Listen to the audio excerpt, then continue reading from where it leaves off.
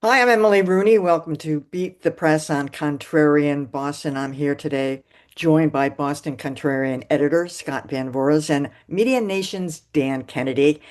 So today we're going to be taking a look at a couple of things, namely what's left of CBS News, why the public has so little trust in the mainstream media in general, and we're going to wonder what happened over at the Boston Globe anyway with Nancy Barnes. Why did she leave after just 3 years and gave such short notice? Anyway, first, we're going to start with the new launch of the CBS Evening News with Tony Dokoupil last week. And some technical glitches aside, it was cringeworthy all on its own. I'll start on this one as someone who was an executive editor of an evening broadcast myself with Peter Jennings, and whose dad worked at 60 Minutes for 30 years, so I know a little bit about what he would think about this.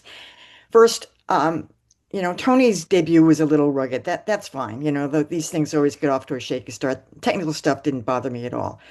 But I mean, he has this whole thing about how we don't speak to regular people and elites and academics. But then he spent half the broadcasts talking to people on the street. The problem with people on the street is they're not as informed as elites and academics. Let's just be honest.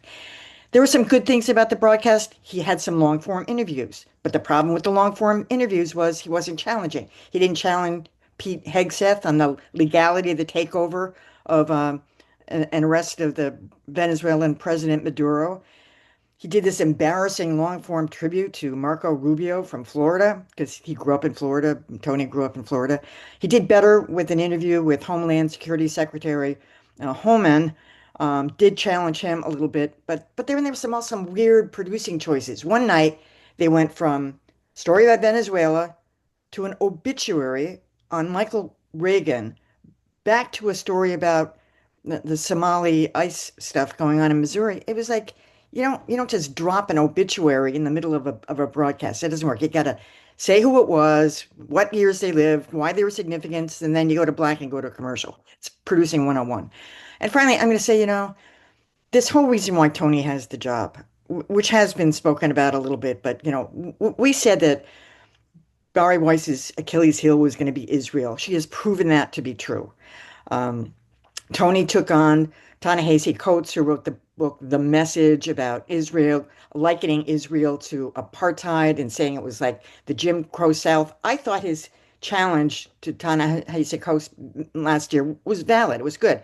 CBS Standards took him to task at the time, which I didn't think was right. But obviously, this caught the attention of Barry Weiss. I don't think Tony Dokoupil would have been on her radar screen. But because of that, because he was defending Israel, and by the way, Tony converted to Judaism. His first wife lives in Israel with his two kids from his first marriage. So he clearly became on her radar screen because of that. You know, Dan, Scott, I wish them all the well. I don't want to see CBS Evening News fail. As I said, my dad was there for 30 years. It's the home of Walter Cronkite, Henry Reasner. I mean, it was, it's the Peacock network, but right now it's in trouble.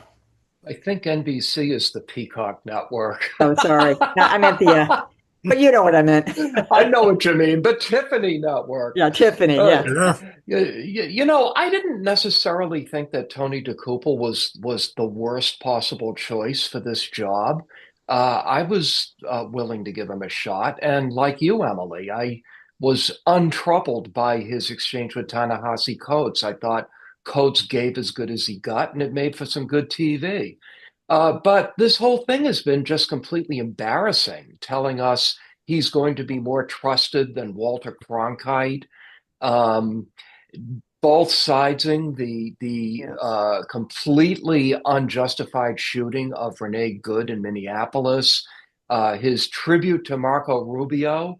And even though he's getting some praise for his interview with Tom Homan, he never mentioned the $50,000 in the brown paper bag, Right, right. which Kristen Welker asked him about repeatedly on Meet the Press this weekend. Yeah. Yeah, Well, there are definitely some issues there. And the Holman interview clearly was a highlight of his work so far.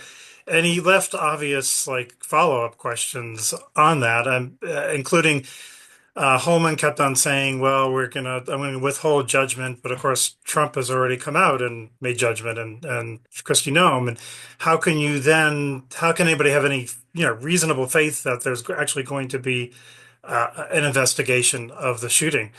He kind of tiptoed around that, and it wasn't terrible, but it was kind of like, just kind of, it could have been a little more probing on that, I thought.